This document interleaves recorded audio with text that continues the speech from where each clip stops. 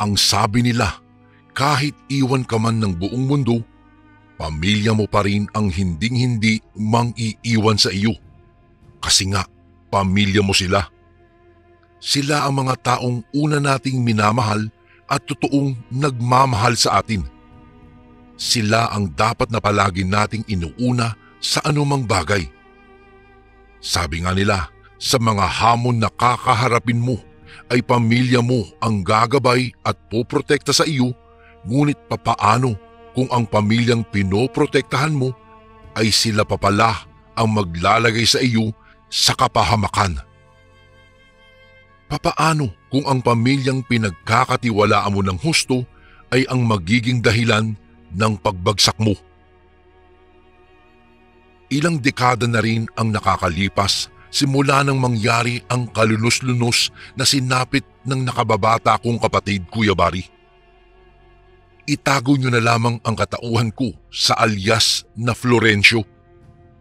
Ako po ay nagmula sa lugar ng Iloilo na nakapangasawa ng isang kapangpangan. Dati po akong OFW, Kuya Bari, sa bansang Qatar. Sa pagkakatanda ko po ay higit 6 na taon din akong nanatili sa Qatar at nagtrabaho bilang driver po ng truck. Ang kwentong ibabahagi ko po sa inyo ngayon ay hango sa naging karanasan ko. Nang dahil sa sobrang hirap ng buhay ay hindi ako nakapagtapos ng pag-aaral. Sa halip ay tumulong ako sa mga magulang ko sa pagtatrabaho upang may pandagdag sa panggastos namin sa pang-araw-araw. Isang kahig, isang tuka, yan ang buhay po ng aking pamilya, Kuya Bari. 6 po kaming magkakapatid. Tanging pagsasaka lamang ang hanap buhay ni tatay, samantalang naglalako naman si nanay ng mga kakanin sa aming lugar. Nang mabigyan ako ng oportunidad na makapagtrabaho sa ibang bansa, ay hindi na ako nagdalawang isip pa at kaagad na kinuha ang pagkakataong iyon. Kagaya po nung una kong binanggit ay halos 6 na taon din akong nanatili sa Qatar. Todo kayod ako sa ibang bansa, may mapadala lang na pera sa aking pamilya, ngunit nang makatanggap ako ng balita mula sa malayo kong kamag-anak, ang kalunos-lunos na sinapit ng bunso kong kapatid, ay kaagad akong umuwi sa Pilipinas. Ayon sa natanggap kong balita, natagpo ang patay daw ang kapatid ko. Florencio, wala na si Noel. Wala na ang kapatid mo. Balitang unang bumungad sa akin nang muli akong makauwi sa amin. Halos hindi ako makapaniwala sa aking mga narinig. Nang mga sandaling iyon, pakiramdam ko parang biglang gumuho ang mundo ko. Ni hindi ko man lang namalayan na nakalapit at nakayakap na pala ako sa kabaong ng bunso kong kapatid. Iyak ako ng iyak.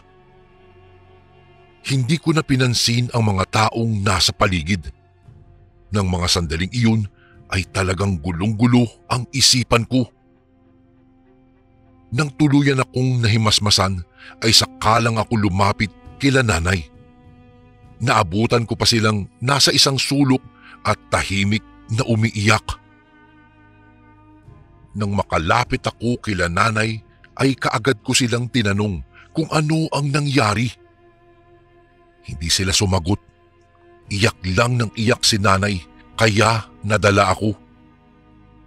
Niyakap ko siya at sinabing magiging maayos din ang lahat. Nang kumalma si nanay ay saka ko hinanap sina Krishna at tatay. Una kong natagpuan si tatay na nakikipag-usap sa mga kamag-anak namin. Naabutan ko naman si Krishna sa loob ng kwarto niya at nagmumukmok.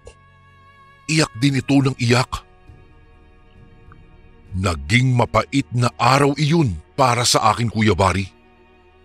Ilang taon akong nagtatrabaho sa ibang bansa, ngunit di ko lubos akalain na sa pag-uwi ko ay ganoong eksena ang bubungad sa akin.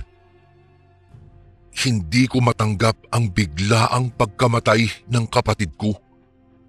ni wala siyang sugat o pasang natamo. Sa pagkakaalam ko rin ay malusog siya, kaya ganoon na lamang ang pagtataka ko kung bakit ito biglaang namatay. Maraming mga kamag-anak namin, Kuya Bari, ang dumalo sa lamay. Ilang araw ding dinao sa bahay ang lamay. Sa burol ng kapatid ko ay mas maraming mga tao ang nakilibing. Maraming mga katanungan pa rin ang nabuo sa isipan ko.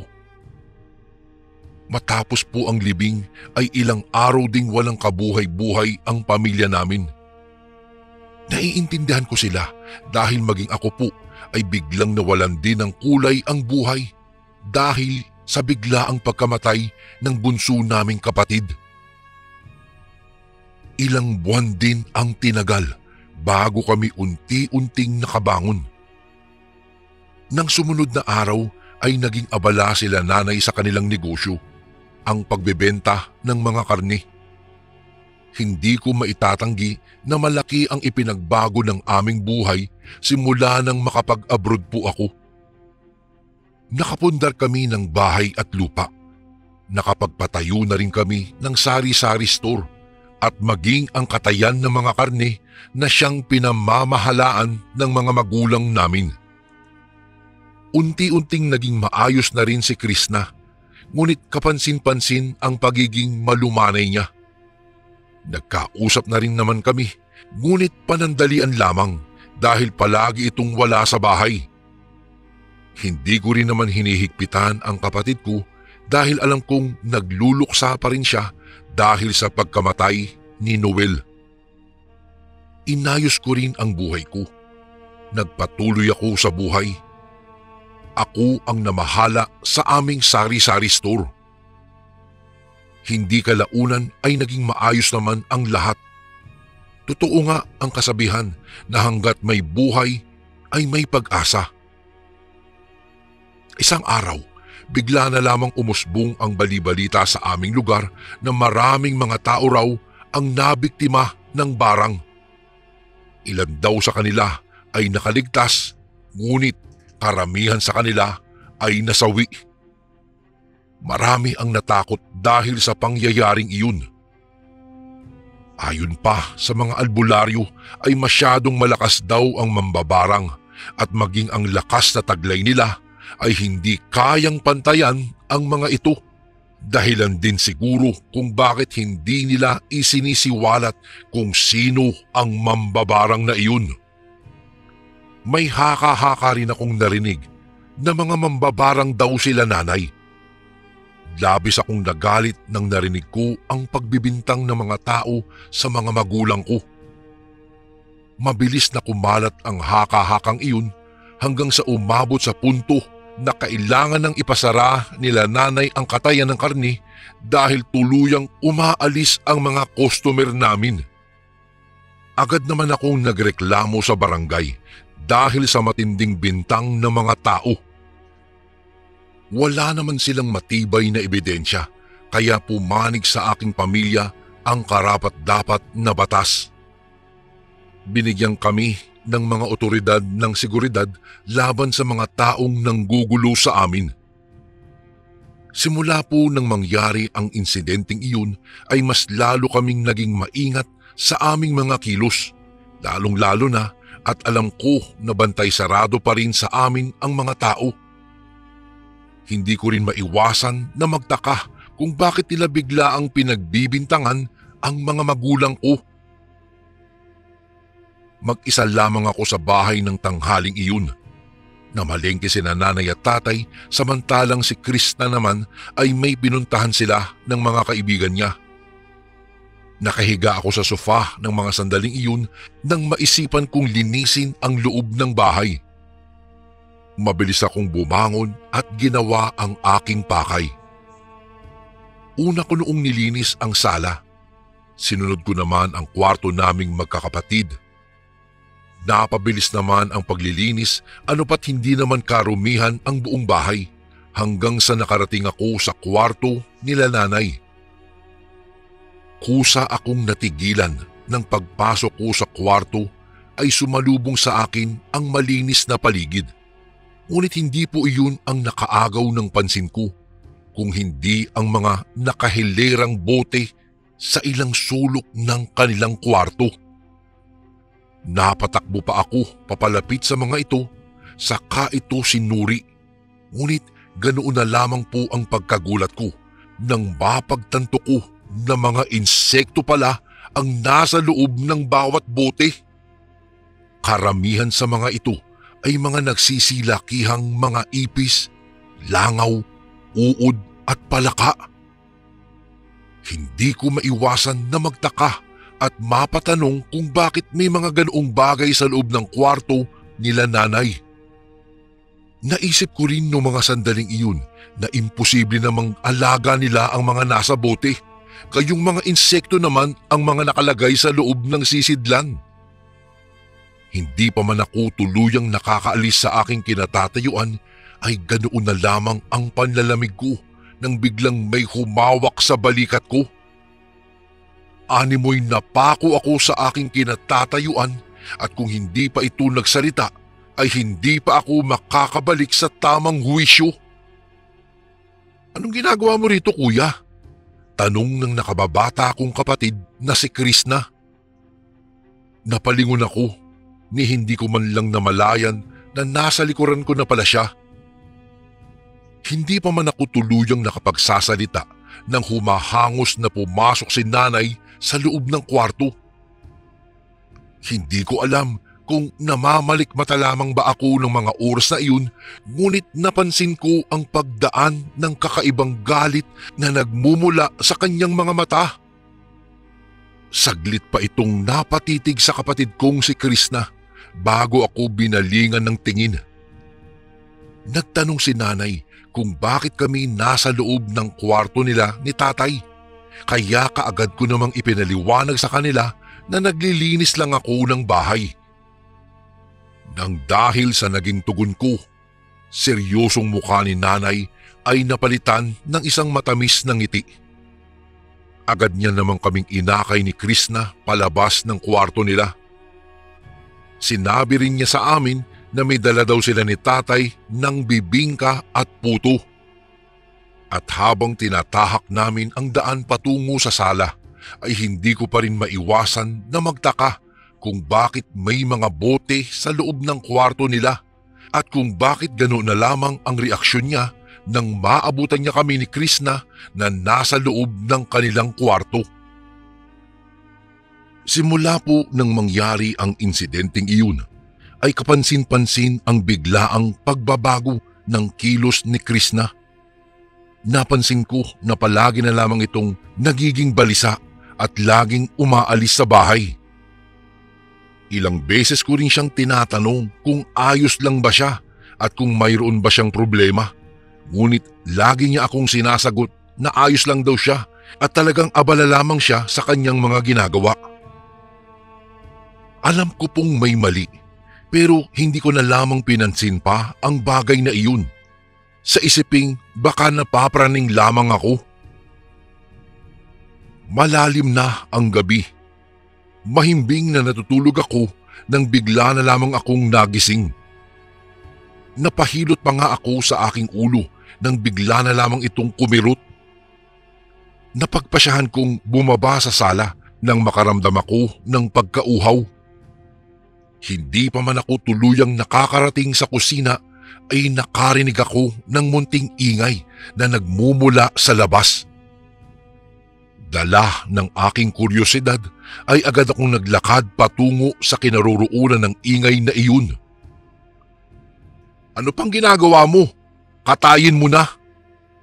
Natigilan ako dahil sa aking mga narinig. Napasilip ako sa nakabukas naming bintana. Sinigurado kong hindi ako makakalikha ng ingay at maingat ang bawat galaw ko. Nang tuluyan akong nakasilip sa nakabukas na bintana, nagitla ako sa aking nasaksihan. Bumungad sa akin ang kapatid kong si Krishna. Nakagapos siya at may takip din ang bibig nito upang hindi makapaglikha ng ingay. May namumuong luha sa mga mata ng kapatid ko at bakas ang takot sa mukha habang nakatitig kila tatay na may hawak na itak. Nang mga sandaling iyon ay galit ang umapaw sa akin. Halos hindi ako makapaniwala sa aking mga nadiskubre. Hindi ko akalain na totoo pala ang binibintang ng mga tao kila nanay, ngunit hindi ko maintindihan ay kung bakit kaya nilang saktan ang sarili nilang anak. Hindi ko alam kung ano po ang nasa isip ko ng gabing iyon, ngunit basta na lamang akong lumabas mula sa aking pinagtataguan. Sa sobrang bilis ng pangyayari, namalayan ko na lamang na sinugod ko na sila. "Mga demonyo kayo! Anong ginagawa ninyo?" sigaw ko. Mukhang hindi napaghandaan nila tatay ang biglaang pagsugod ko sa kanila dahil madali kong naagaw sa kanya ang itak na hawak-hawak niya. Malakas na sinipa ko si tatay nang akmang lalapit siya sa akin. Hindi ko mapigilan ang manginig, hindi dahil sa takot kung hindi dahil sa pagkasuklam at galit. Bahagya kong itinutok sa kanya ang itak na hawak ko. Nang dahil sa ginawa ko ay napasigaw si nanay. Napako si tatay sa kanyang kinatatayuan. Alam kong nagulat din siya dahil sa ginawa ko. Galit na inutusan ko si nanay na kalagan niya ng tali si Krishna. Noong una ay nag-aalinlangan pa siya, ngunit nang ilabit ko lalo kay tatay ang itak, ay saka sinunod niya ang utos ko. Nanginginig na napatayo pa si Krishna at tumakbo papunta sa likuran ko. Hikbi siya ng hikbi. Awang-awa ako sa kalagayan ng kapatid ko, ngunit mas nangibabaw pa rin sa akin ang aking galit. Sinabihan ko si Krishna na tumakbo na, ngunit nagmatigas siya at sinabing hindi niya ako iiwan. Hindi pa man ako nakakaalis mula sa kinatatayuan ko, ay gano'n na lamang ang pagkagulat ko nang bigla akong sinipa ni Itay. Hindi ko inaasahan ang biglaang pag-atake niya. Nahulog ko ang itak na hawak-hawak ko. Maging si Krishna Kuyabari ay napasigaw na rin dahil sa pangyayari. Napadaing pa nga ako dahil sa sobrang lakas ng pagkakasipa sa akin ni Itay. Hindi ko ininda ang sakit na nararamdaman ko. Inipon ko lang ang buo kong lakas saka nakipagpalitan ng suntok kay tatay. Sumigaw pa nga si tatay at sinabing papatay niya rin kami ni Krishna kagaya ng ginawa nila ni nanay kay Noel. Para akong binantuan ng mainit na tubig dahil nagulat ako sa aking narinig. Mas lalong nandilim ang paningin ko. Napasigaw pa ako at sinabi kong ipaghihiganti ko ang pagkamatay ni Noel. Hindi ko sukat akalain na mga halimaw pala sila. Papaano nila nagawa ang bagay na iyon sa sarili nilang anak? Galit na galit ako, Kuya Bari. Nagngingit-ngit pa ang mga ngipin ko habang nakikipagsuntukan sa tatay ko. Naging maingat at listo ako sa aking bawat paggalaw. Hindi ko siya hinayaan na muli niya akong patamaan. Todo sangga at pag-atake ang ginawa ko sa kanya. Sa tuwing nakakahanap ako ng tamang pagkakataon ay saka ko siya pinagsususuntok sa mukha at sikmura. Narinig ko rin ang sigawan ni nanay at Krishna. Patuloy kaming naglabanan ni tatay. Palitan lang kami ng suntok at sipa. Napahalakhak pa nga siya kaya mas lalo akong nagalit sa kanya. Nagsigawan kami at sa sobrang galit ko, Kuya Bari, sinipa ko siya sa may-ari niya na tuluyang ikinabagsak niya. Kinuha ko ang pagkakataong iyon. Inambahan ko ng sunod-sunod na suntok si Itay sa mukha niya na siya namang ikinasigaw ni nanay. Nang magsawa ako sa kasusuntok, ay saka ko siya hinigit sa kwelyo saka binitawan. Noong mahimasmasan ako, Kuya Bari, ay saka ako patakbong lumapit kay Krishna. Tinanong ko siya kung maayos lang ba siya at tanging pagtango lang ang naging tugon niya sa akin. Agad ko siyang niyakap. Iyak siya kasi ng iyak. Nasa ganoong sitwasyon nang mapasigaw si Krishna at nang lumingon ako sa kinaroroonan nila nanay ay wala na sila doon. Tuluyan na silang nakatakas. Hindi na namin sila nagawa pang habulin. Nang dahil sa nangyaring iyon, Kuya Bari, mas lalo akong naging handa at alerto. Sinumbong at humingi na rin kami ng tulong sa mga otoridad. Nabigla rin ang mga tao nang humingi ako ng tawad sa kanila. Ganun na nga lang ang pagkabigla ko nang sabihin nilang tutulong din sila sa paghahanap sa mga magulang ko na nakatakas.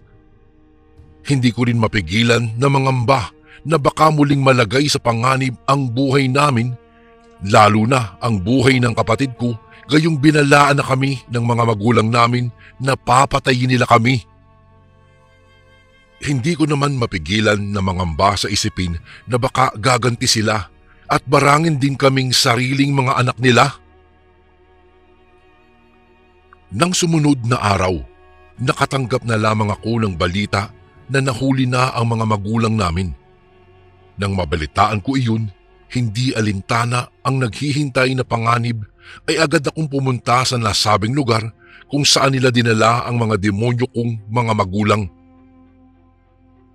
Noong makarating kami ni Krishna sa nasabing lugar, ay agad kong natanaw ang mga taong nagtutumpukan. Agad akong lumapit sa kanila at bumungad sa akin ang mga magulang ko na nakagapos. Napasulya pa nga si nanay sa akin. Nagulat pa ako nang humingi sila ng tawad sa amin at humingi ng pabor na kung maaari daw ba ay gusto niyang makausap si Krishna kahit na sa huling pagkakataon. Noong una, akala kong sincero na talaga sila sa paghingi ng tawad at isa pa, mga magulang ko pa rin naman sila kaya hindi na ako nagdalawang isip pa at pumayag na makipag-usap sa kanila. Dinala nila kaming dalawa ni Krishna sa isang gilid. Todo paghingi ng tawad ang ginawa ni nanay at sinabi niyang nabulag lamang daw siya sa pera at ang bagay na iyon ang labis nilang pinagsisisihan ni Itay. Niyakap pa nga ako ni Itay. Noong nasa ganoon kaming sitwasyon nang bigla na lamang akong inatake ni Itay. Sinaksak niya ako ng patalim sa tagiliran ko na siyang ikinabigla ko. Nang dahil naman sa nangyari ay agad akong napalayo. Gulat akong napasulyap sa kanya. Napahalakhak pa nga sila ng tawa ni nanay sa kanila kinuha si Krishna at biglang sinakal. Nang dahil sa galit, kahit na may patalim na hawak si Itay, ay inatake ko pa rin siya. Nandilim na ang paningin ko ng mga sandaling iyon, lalo na nang masulyapan ko si Krishna na nag-aagaw buhay na sa kamay ni nanay. Muling bumalik ang galit at labis na pagkamuhi ko sa kanila. Sa sobrang bilis ng pangyayari, Kuya Bari, ay namalayan ko na lamang ang aking sarili na kapwa ko pinagsasasaksak sina nanay at tatay. Ni hindi ko man lang namalayan na naagaw ko na pala ang patalim kay Itay.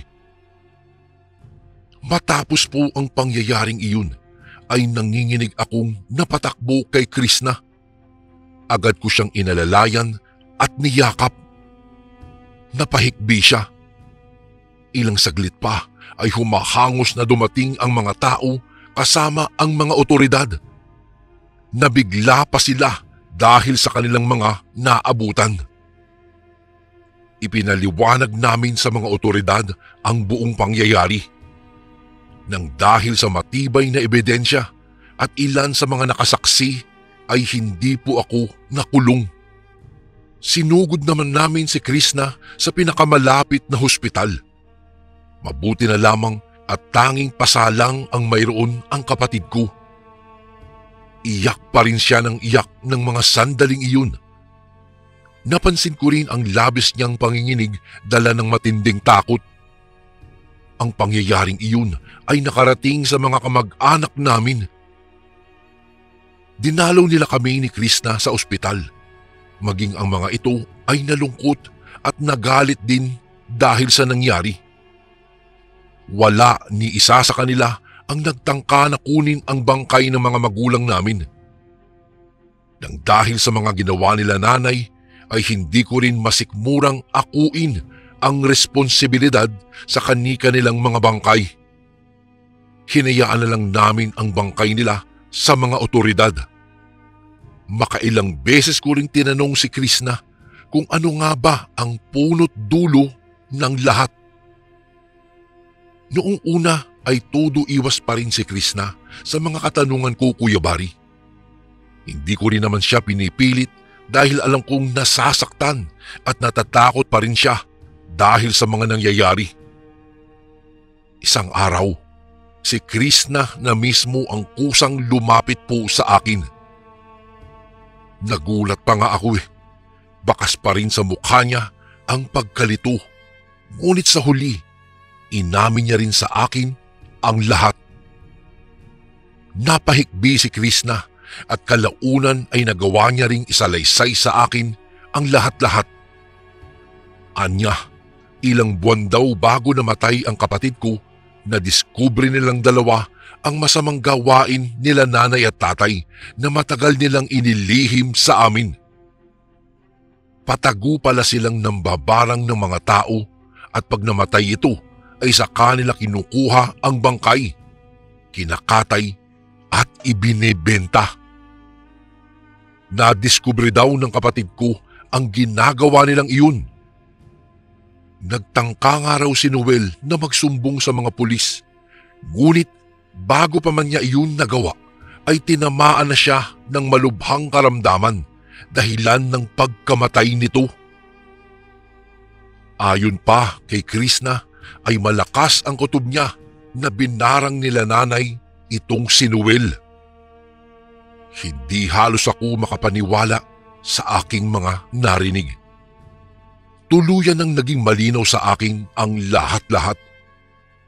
Ang mga insektong nasa bote pala ay kanilang mga alaga at ginagamit nila ito sa kanilang pambabarang. Halos hindi pa rin ako makapaniwala na sila tatay pala ang dahilan kung bakit namatay ang kapatid naming si Noel. Galit ang siyang nag-uumapaw sa akin ng mga sandaling iyon. Ang mabuti lang nito ay nagawa ko pa ring iligtas ang nakababata kong kapatid. Ngunit ang mga pangyayaring iyon ay nagbigay ng matinding trauma sa kanya dahilan din kung bakit hindi siya gaano nakikihalubilo na sa mga tao sa kasalukuyan. Naiintindihan ko ang kapatid ko, Kuya Bari.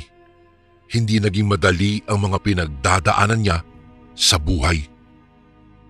Hindi pa rin ako makapaniwala na magagawa nila inay ang bagay na iyon. Hindi na rin ako bumalik pa sa abroad. Hanggang sa nakapag-asawa at nakabuo ako ng pamilya, ay lagi ko pa rin kasakasama ang kapatid kong si Krishna. Nang dahil po sa pangyayaring iyon, maraming aral po akong natutunan at iyon ay ang huwag lubusang magtiwala dahil kahit ang sarili mo pang kadugo ay kaya kang saksakin patalikod nang hindi mo namamalayan. Dito ko na po tatapusin ang aking kwento, Kuya Bari. Sana po ay mapili niyo rin pong basahin ito sa mga darating na araw. More power po and God bless po sa lahat ng kasundong nakikinig ngayon. Lubos na gumagalang, Florencio. And again, maraming salamat po mga kasundo. Don't forget to subscribe and i-click nyo lang po yung bell na button para updated po kayo sa mga upcoming videos namin na paparating.